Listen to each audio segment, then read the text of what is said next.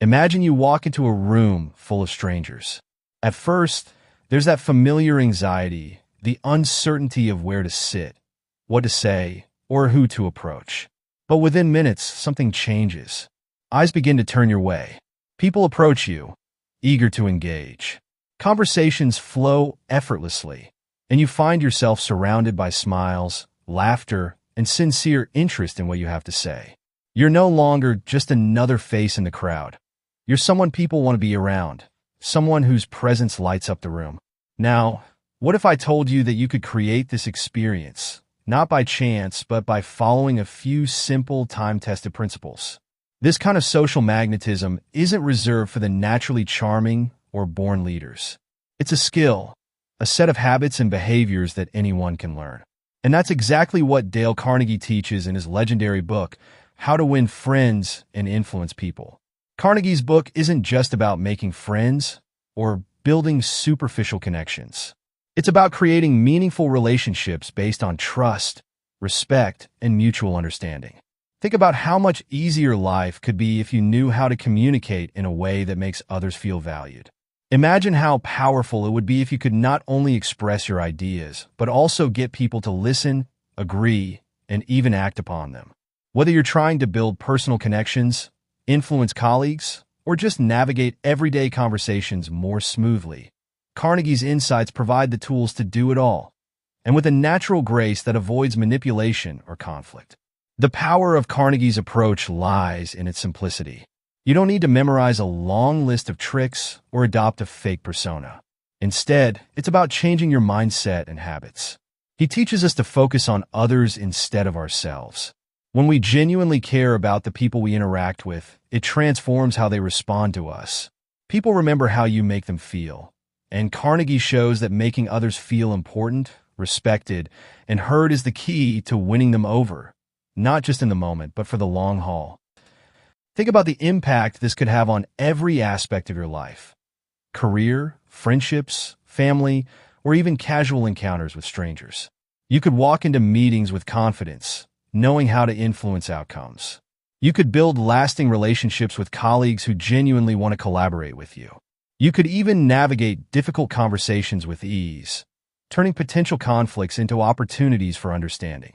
So, before we dive into these life-changing principles that have stood the test of time for nearly a century, make sure to hit the subscribe button, give this video a thumbs up, and join our growing community of learners. Trust me, these strategies can reshape the way you interact with people, and you won't want to miss out on the insights from this book.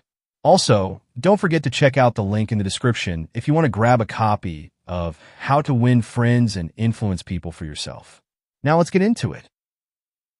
Part 1. Fundamental Techniques in Handling People. Dale Carnegie opens How to Win Friends and Influence People with a profound, yet simple message. The way we treat others is at the core of our success in relationships, whether personal or professional. Part 1 lays the foundation by highlighting 3 core principles that can help you gain people's respect, cooperation, and friendship. Carnegie demonstrates that if you master these 3 techniques, you'll not only improve how others perceive you, but also significantly enhance your ability to influence and lead them. Let's break down each principle and see how these timeless lessons can transform the way you interact with others. Principle 1. Don't criticize, condemn, or complain. The first and perhaps most important principle Carnegie emphasizes is to avoid criticism. It may seem simple, but avoiding the urge to point out someone's mistakes can be harder than it sounds. Criticism, especially when delivered harshly, seldom brings about positive change. Instead, it tends to breed resentment and defensiveness, causing the other person to double down on their behavior or lose confidence. Why does criticism backfire? Carnegie explains that no one likes to feel attacked or belittled. When we criticize others, they perceive it as an assault on their character, not just their actions. Instead of seeing the error of their ways, they focus on protecting their ego. This is human nature. We are wired to justify our actions and protect our self-esteem. When someone criticizes us, our first instinct is to defend ourselves, even if deep down we know we're wrong. Take the example of Charles Schwab, a well-known American steel magnate. Schwab built his business not just by knowing his trade, but by understanding people. Instead of pointing out flaws and failures, Schwab made a habit of looking for what his employees were doing right and praised them for it. By focusing on people's strengths and positive contributions, Schwab motivated them to work harder and become more productive, which had far better results than if he had simply criticized their shortcomings. Criticism doesn't just damage relationships. It also wastes valuable opportunities to encourage positive change. Instead of tearing people down, Carnegie suggests building them up through positive reinforcement. Principle 2. Give honest and sincere appreciation. The second principle emphasizes the power of appreciation. Human beings crave recognition. Whether at work, home, or in social settings, people want to feel valued and respected. Carnegie explains that one of the deepest desires in human nature is the need to feel important. This desire can be fulfilled simply by showing others that we appreciate them. However, there's a key distinction that Carnegie makes. Appreciation must be sincere. Flattery, which is insincere and often exaggerated, will only lead to mistrust. People can sense when someone is being disingenuous, and it can damage your credibility in the long run. True appreciation, on the other hand, comes from recognizing and acknowledging someone's effort, character, or achievements in an honest way. When people feel genuinely valued, they're more likely to perform better and maintain a positive attitude toward you. The importance of sincere appreciation. Imagine this scenario. You're working hard on a project, putting in long hours and overcoming obstacles. Suddenly, your boss comes over, looks at your work, and simply says, "Good job, keep it up." How does that make you feel? Probably not very appreciated. Now, picture another situation where your boss takes a few minutes to acknowledge specific aspects of your effort. "I've noticed how much time and dedication you've put into this project. Your attention to detail is outstanding, and the way you've handled challenges has been impressive. Thank you for all your hard work." The difference is enormous. This kind of detailed and sincere appreciation can motivate you to continue working with enthusiasm and dedication. Carnegie explains that simple acts of appreciation are often overlooked, yet they have a profound impact. By taking the time to sincerely acknowledge someone's contributions, you not only win their goodwill, but also create a positive, productive environment. Principle 3. Arouse in the other person an eager want. The third principle revolves around motivation. If you want to influence someone, the key isn't to convince them of what you want, but to understand what they want and frame your suggestion in a way that aligns with their desires. Carnegie emphasizes that people are far more inclined to act when they feel the outcome benefits them personally. Why this principle works. Everyone has their own goals, interests, and motivations. When we approach a situation with only our own needs in mind, we're likely to be met with resistance or indifference. But when we take the time to understand what drives the other person and present our ideas in a way that aligns with their aspirations, they become more enthusiastic about following our lead. For example, if you're a manager and you want your team to increase productivity, simply ordering them to work harder won't inspire much action. But if you approach the situation by discussing how improved productivity could lead to bonuses, promotions, or recognition, your team will feel a sense of personal investment in the outcome. Story example: the power of framing a request. Carnegie recounts the story of Ralph Waldo Emerson and his son. Emerson's son was struggling to remove a calf from the barn to the pasture.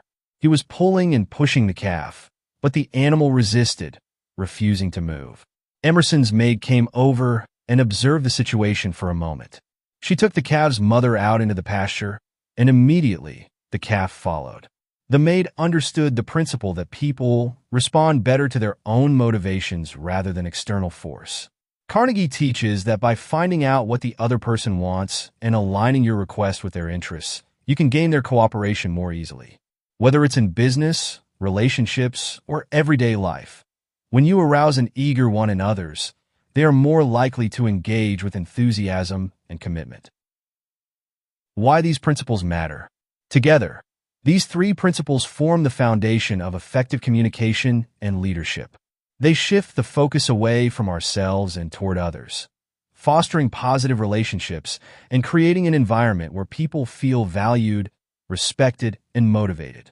When we stop criticizing, start offering genuine appreciation, and find ways to appeal to others' desires, we open doors to deeper connections and greater influence. In today's fast-paced, often impersonal world, these techniques are more relevant than ever. Whether you're trying to lead a team, negotiate with clients, or simply strengthen your personal relationships, following these principles will help you succeed. Part 2. 6 Ways to Make People Like You. In the second part, Dale Carnegie shifts focus from handling people to building meaningful connections. He outlines 6 principles that help you not only win friends, but also maintain long-lasting relationships. These techniques center on the idea of making others feel valued and respected, creating an atmosphere where people naturally like and trust you. Let's break down each principle in detail to understand how they can work in your everyday life. Principle 1. Become genuinely interested in other people. The first principle Carnegie emphasizes is showing genuine interest in others. We live in a world where most people are focused on themselves, so when you take the time to sincerely care about someone else, it stands out. This doesn't mean feigning interest or asking shallow questions, but truly being curious about their lives, passions, and thoughts. Why does this work? Humans are social creatures, and we all have an innate desire to feel acknowledged and understood. When someone takes an interest in us, it makes us feel important and valued. Carnegie suggests that one of the quickest ways to build rapport with someone is to take a deep interest in their world. How to apply it? Start by asking thoughtful questions about the other person's life, experiences, and interests. Pay close attention to what they say, and follow up with relevant comments or additional questions. This shows that you're listening and that you care. Whether you're talking to a colleague, friend, or even a stranger, displaying genuine interest can immediately set the tone for a positive relationship. Story example: Theodore Roosevelt's genuine interest. Theodore Roosevelt was known for his charisma and ability to connect with people from all walks of life. One of the reasons Roosevelt was so liked was that he showed genuine interest in others.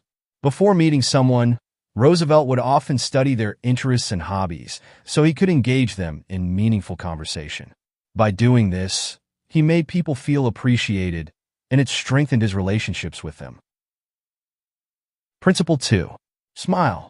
Carnegie points out that something as simple as a smile can have a profound impact on how people perceive you. A smile is a universal sign of friendliness and warmth, making others feel comfortable and welcomed. In fact, smiling can be one of the most powerful tools in your arsenal when it comes to making a positive first impression. Why does a smile matter? A smile is contagious. It radiates positivity and helps break down barriers between people.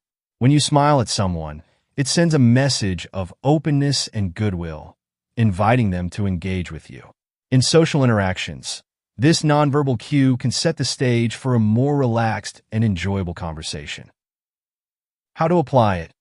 Whenever you meet someone, greet them with a smile.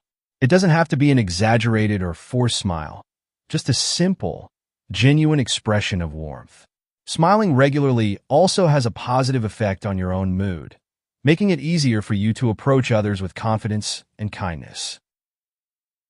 Principle 3.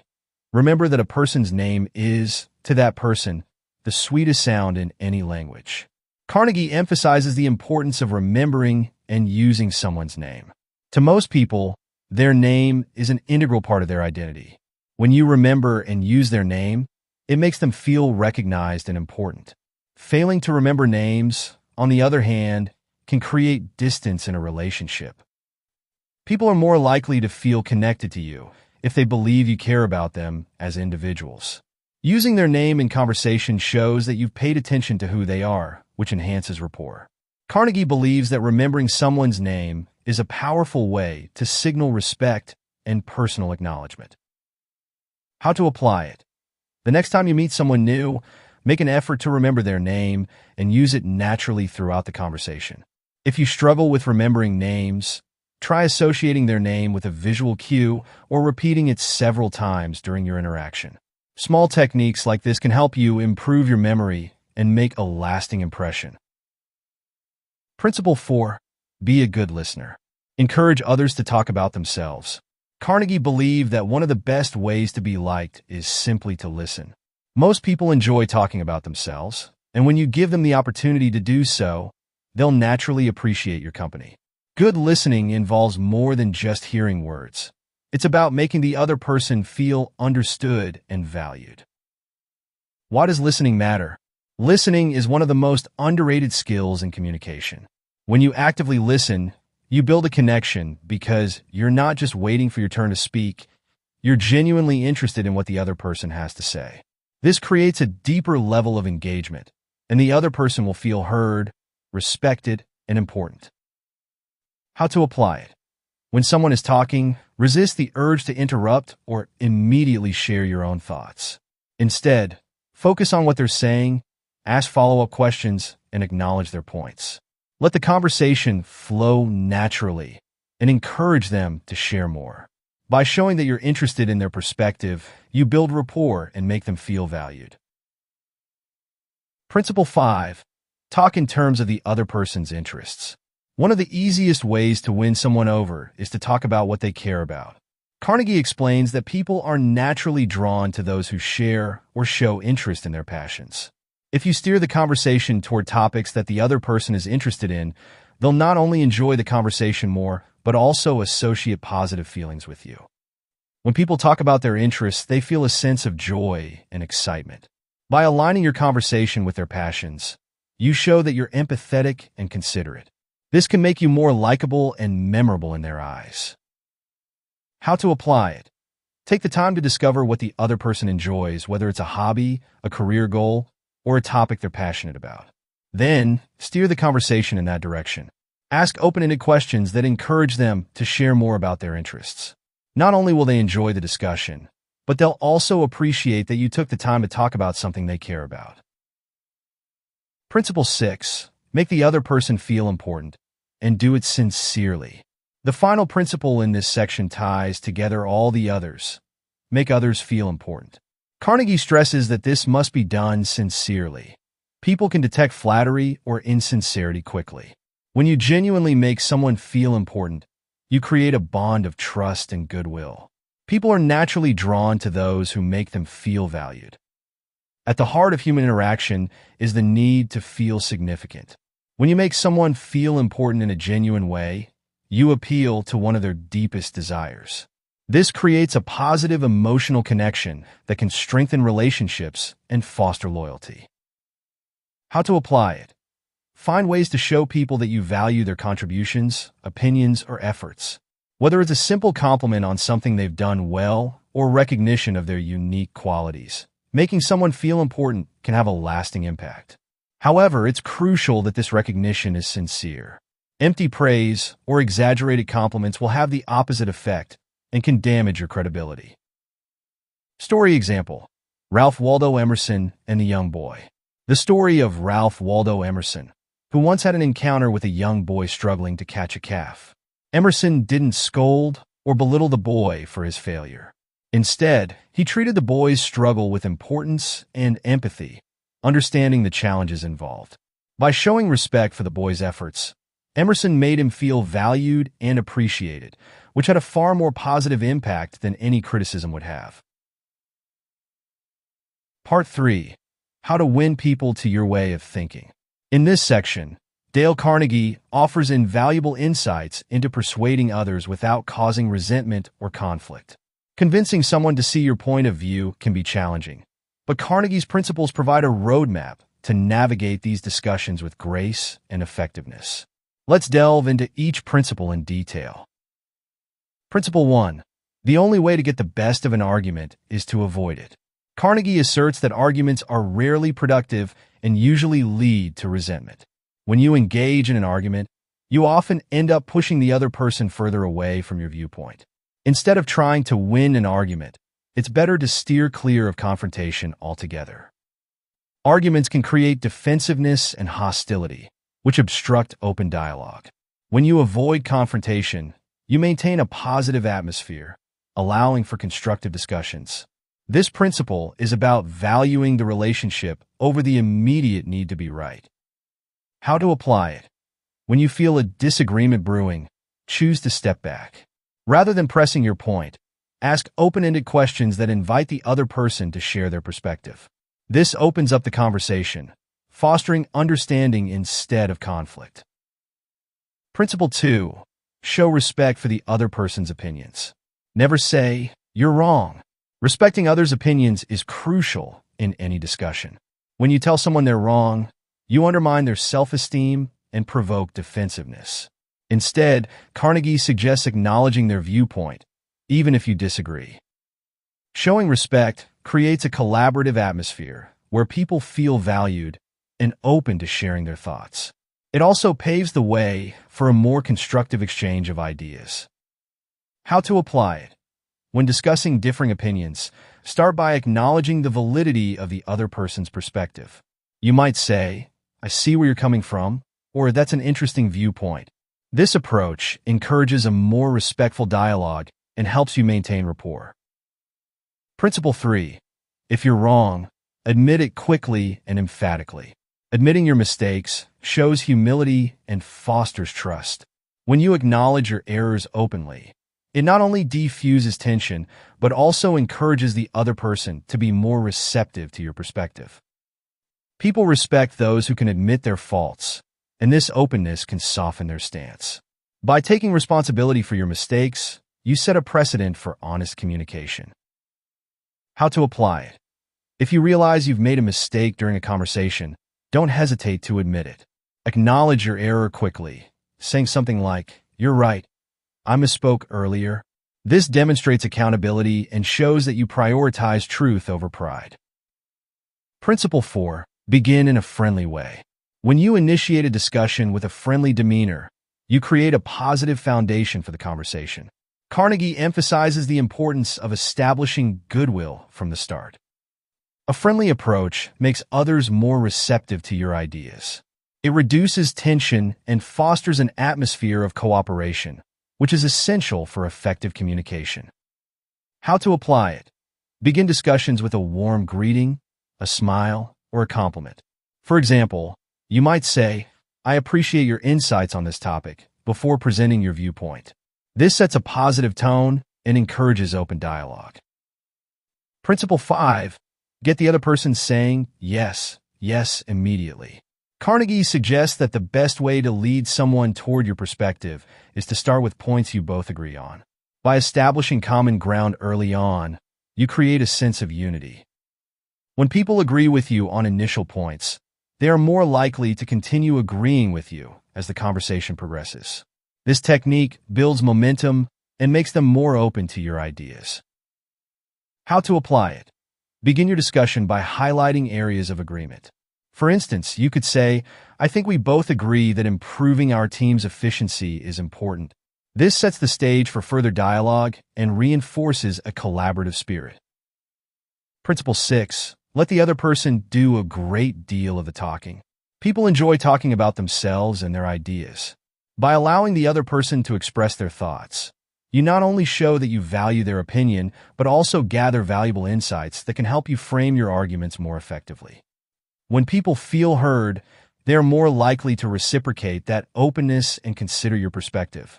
This principle fosters a two-way conversation, creating a more engaging dialogue. How to apply it? Encourage the other person to share their thoughts by asking open-ended questions like, "What do you think about this approach?" Or, "How do you feel about this situation?" Listen actively and show genuine interest in their responses.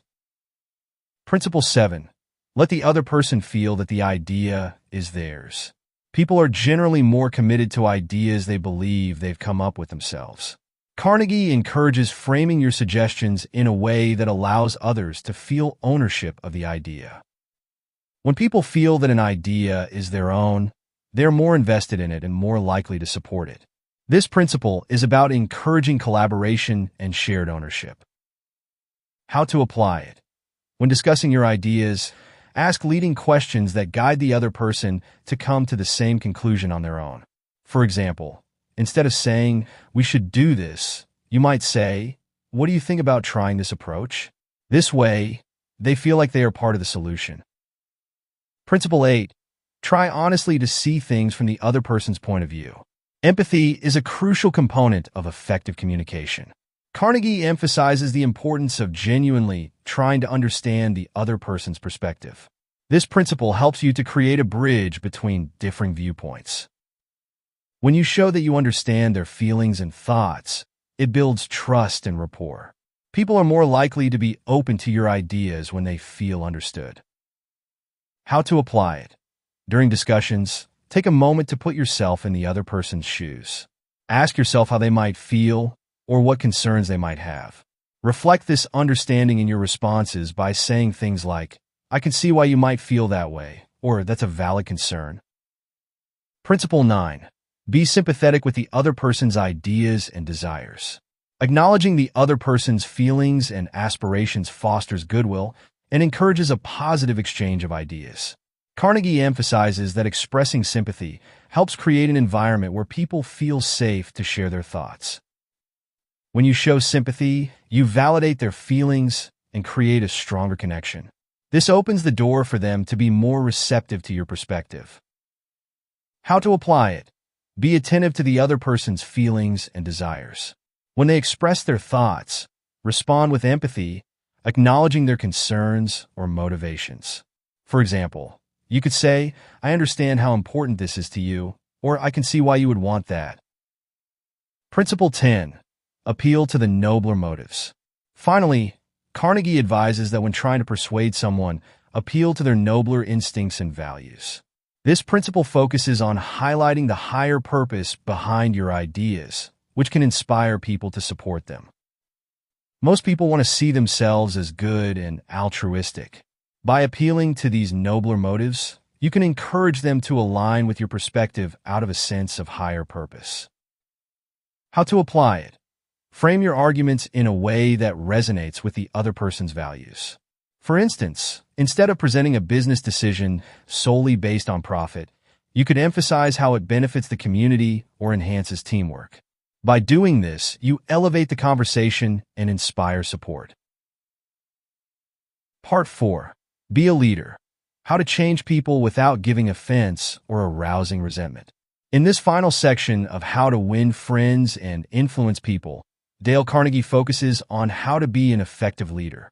The principles outlined here guide leaders in changing people's behavior or correcting mistakes without causing offense or resentment. These principles are about leading through influence, not force, and fostering growth in a way that builds people up rather than tearing them down. Let's explore each principle in detail. Principle 1. Begin with praise and honest appreciation. When you need to address a mistake or guide someone toward improvement, starting with praise helps soften the impact of the criticism.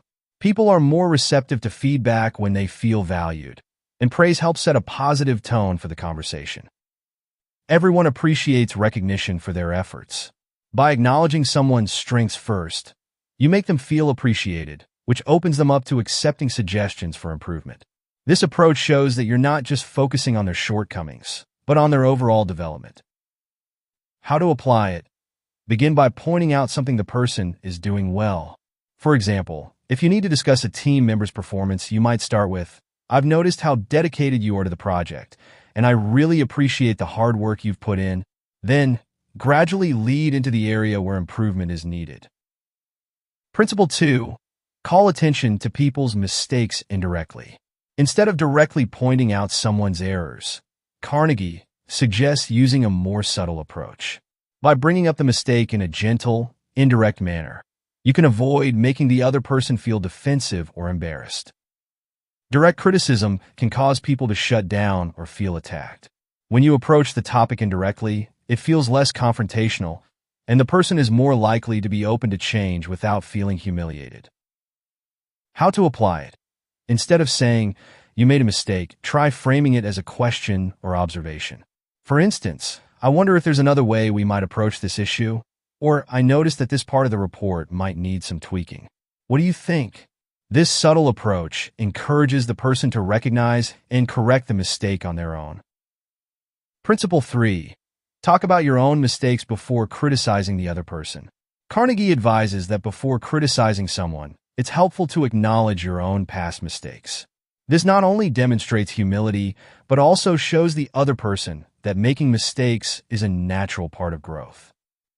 When you admit your own mistakes, you create a sense of equality and empathy. It shows that you don't see yourself as perfect, which makes your feedback feel less like criticism and more like helpful guidance. How to apply it. Before addressing the other person's mistake, share a time when you made a similar error. For example, I remember when I first started in this role, I also struggled with managing deadlines. It took me a while to figure out a system that worked. This approach softens the blow of the criticism and frames the conversation as an opportunity for growth rather than judgment. Principle 4. Ask questions instead of giving direct orders. Instead of issuing direct commands, Carnegie recommends phrasing your suggestions as questions. This makes the other person feel more involved in the decision-making process and encourages them to take ownership of their actions. People are more likely to follow through on ideas when they feel they've had a say in the process. By asking questions, you invite collaboration, which fosters a sense of partnership rather than dictation. How to apply it. Instead of saying, "Do this," try asking, "What do you think would be the best approach for handling this?" Or could we try looking at it from this angle? This encourages the person to think for themselves and come to the conclusion that aligns with your guidance, without feeling like they're being ordered around. Principle 5. Let the other person save face. Maintaining someone's dignity is crucial, especially when correcting mistakes. Carnegie emphasizes that you should never make someone feel humiliated or embarrassed. Allowing them to save face ensures that they can accept feedback without damaging their self-esteem. Publicly criticizing or shaming someone can have long-lasting negative effects on their confidence and performance. Letting them save face preserves their dignity, making them more likely to accept feedback constructively and maintain a positive relationship with you. How to apply it. When addressing mistakes, focus on the issue, not the individual. For example, you could say, "There seems to be a misunderstanding here, and we can work together to fix it," rather than, "You really messed up." Also, avoid giving criticism in front of others. Choose a private setting to maintain respect. Principle 6. Praise every improvement, even the smallest. Carnegie advises leaders to recognize and celebrate even minor improvements.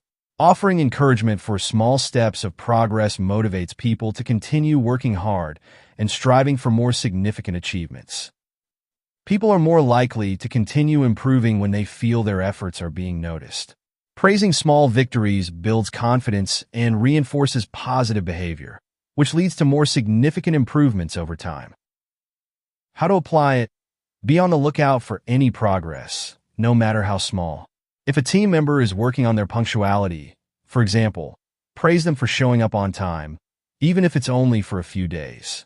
Say something like, "I noticed you've been really consistent with being on time lately. Great job." This recognition keeps them motivated and encourages further improvement. Principle 7. Give the other person a fine reputation to live up to. One of the most powerful ways to inspire someone to improve is by giving them a positive reputation to live up to. When you express belief in their potential, they're more likely to rise to meet those expectations. People are often motivated by the way they are perceived by others. If you tell someone that you see them as capable and responsible, they will often work hard to prove you right. This approach appeals to their sense of pride and self-worth. How to apply it? When offering feedback, frame it in a way that highlights the person's strengths. For example, you might say, "I've always admired your attention to detail, and I know you can bring that same quality to this project." By affirming their abilities, you give them a positive standard to strive for. Principle 8. Use encouragement. Make the fault seem easy to correct. When pointing out mistakes, Carnegie advises doing so in a way that makes the corrections seem manageable. This principle helps prevent people from feeling overwhelmed or discouraged by the feedback. When a task or correction seems easy, people are more likely to attempt it. Encouragement gives them the confidence to take on the challenge, knowing that it's within their capabilities to improve. How to apply it. When discussing an area for improvement, focus on how simple the solution can be. For example, you might say, "This is something that can be easily fixed with a little more attention," or with just a few adjustments, you'll be right on track. This approach helps the person feel more confident and motivated to make the necessary changes. Principle 9. Make the other person happy about doing the thing you suggest. Finally, Carnegie stresses the importance of framing your requests in a way that makes the other person feel good about complying. When people feel that they are benefiting from the action you're asking them to take, they are more likely to do it enthusiastically. People are more motivated to act when they see the personal benefit or satisfaction in doing so. By making your request seem advantageous to them, you encourage them to approach it with a positive attitude. How to apply it. When making a suggestion, highlight how it benefits the other person. For example, instead of saying, "I need you to do this," you might say, "This will really showcase your skills and help the team succeed." By aligning the request with their interests, you make the task more appealing. Conclusion. This book remains a timeless masterpiece, offering practical and deeply human strategies for navigating social interactions, building meaningful relationships, and inspiring others without causing conflict or resentment. Through the 4 key parts of the book, Carnegie offers a comprehensive guide to winning people over, enhancing communication, and becoming a more effective leader. The brilliance of Carnegie's work lies in its simplicity. His principles are grounded in basic human psychology, yet they hold profound wisdom. The need for recognition, the desire to feel important, and the longing for understanding are universal human traits that transcend time and culture. Carnegie taps into these fundamental truths, providing practical, everyday advice that can transform not just how we interact with others, but how we think about relationships and leadership. In today's fast-paced, hyper-connected world, where communication is often rushed and impersonal, Carnegie's teachings remind us of the importance of slowing down, truly listening, and engaging with people on a deeper, more personal level. Whether we are negotiating business deals, resolving conflicts, or simply trying to connect with friends and family, the principles on how to win friends and influence people offer a path to more meaningful, harmonious, and successful interactions. In a sense, Carnegie's work is more than just a guide to interpersonal skills. It's a philosophy for living a life that prioritizes kindness, empathy, and mutual respect. By adopting these principles, we not only enhance our ability to influence others, but also contribute to a more compassionate and understanding world. His wisdom is as relevant today as it was when the book was first published, and it will continue to guide generations in their quest for better relationships, more effective leadership, and a richer, more fulfilling life. As you apply these principles in your own life, remember that the core of Carnegie's message is about authenticity.